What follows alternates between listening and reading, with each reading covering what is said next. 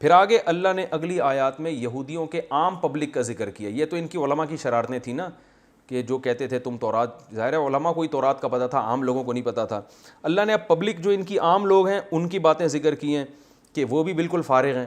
وہ کیسے فارغ ہیں؟ فرمایا ومن امیون, ان میں سے بعض ایسے ہیں جو امی ہیں, جو کتاب پڑھنا جانتے ہی نہیں ہیں, تورات میں کیا لکھا ہے ان کو پتہ ہی نہیں ہے.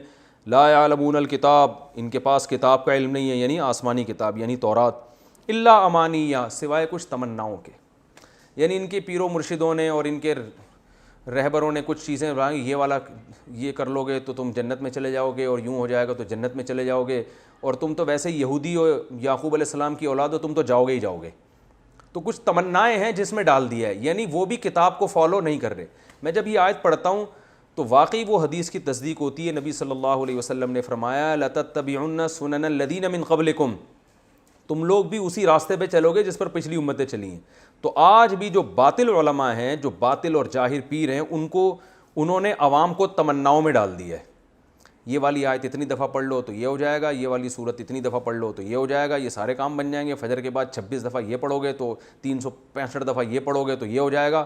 جو قرآن کے احکام ہیں اصل, جس میں عقیدے کے درست کرنے کو کہا گیا ہے, جس میں آپ کو یہ کہا گیا کہ سود حرام ہے, جس میں والدین کے ساتھ حسن سلوک کا حکم دیا گیا, جس میں ناحق قتل کرنے سے منع کیا گیا, جس میں وراثت بہنوں کو دینے کا حکم دیا گیا, جس میں کسی کا 1 روپیہ بھی کھانے کو حرام قرار دیا گیا, جس میں یہ بتایا گیا کہ یتیم کا مال جو کھاتا ہے آگ میں انگارے ڈال رہا ہے, پیٹ میں آگ کے انگارے ڈال رہا ہے وہ, اور جس میں زنا کو برا قرار دیا, جس میں نظروں کی حفاظت کا حکم. وہ آیتیں عوام کی نظروں سے کیا ہیں؟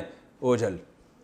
بس یہ ہے کہ عمرہ کر لیا, حج کر لیا, اور بکرا کاٹ دیا, اور فلاں وظیفہ اتنا پڑھ لیا, پیر صاحب کے پاؤں چوم لیے, ہاتھ چوم لیے, اور یہ چند ایک چیزیں. تو یہ بالکل سیم قرآن یعنی اس آیت میں انہی حالات کی عکاسی کر رہا ہے. وَمِنْ أُمِّيُّونَ, ان میں بہت سے ان پڑھ ہیں. لا يعلمون الکتاب, قرآن جانتے ہی نہیں, یعنی تورات جانتے ہی نہیں ہیں. الا امانیہ, کیا جانتے؟ کچھ تمنائیں, تمنا کی باتیں ان کے یہودیوں نے سکھائی ہوئی ہیں. یہ کر لو تو یہ ہو جائے گا, یہ کر لو تو یہ.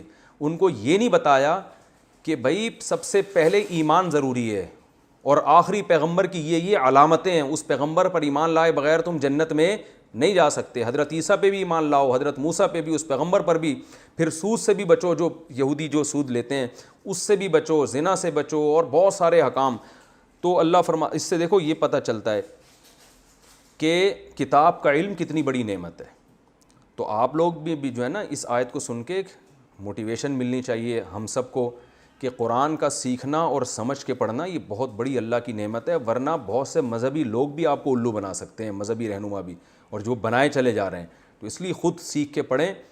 تو چاہے یہ جو لیکچر میرے چل رہے ہیں ان کے ذریعے, یا کوئی دوسرے مستند عالم اگر کوئی درس قرآن دے رہے ہیں تو اس کے ذریعے, کسی بھی طرح سے قرآن کو حقیقی معنوں میں سمجھنے کی کوشش کرنا ضروری ہے. اس سے انسان گمراہی سے بچ جاتا ہے. تو اللہ فرما رہے ہیں ان کی عوام گمراہ کیوں ہو رہی ہے؟